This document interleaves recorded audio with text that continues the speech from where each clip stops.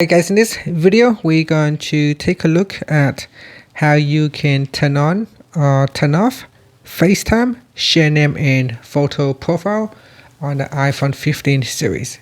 First, let's go back to the home screen by swiping up at the bottom of the screen, and from the home screen tap on settings. Next, in the settings page we scroll down and then tap on FaceTime.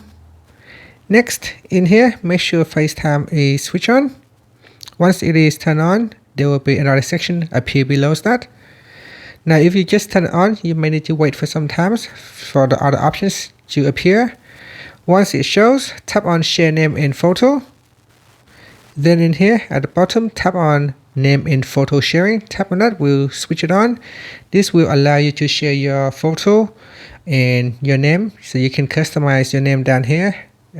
It shows my name by default. You can change it to something else if you wanted to, and then you can choose share automatically, so tap on that, and in here say always ask or share with contacts only, and that's it. So after that, you can tap on the edit tap on the edit button at the top there, and from here you can choose which style to use. You can tap on the customize button, and then you can set contact photos. So tap on contact photos will allow you to select photos. So here tap on photos and then select a photo that you want to use. Then tap on choose, and then you can choose an effect for your photo.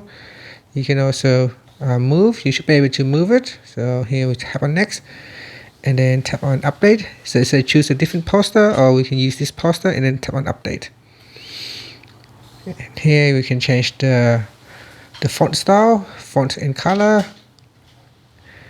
and then tap on done at the top and tap on continued, and that's it. So give it some time for the change to update, and after you can tap on the done button to save the changes, and that's it. So that is your settings for share name and photo, and how you can switch it on or off on the iPhone 15 series.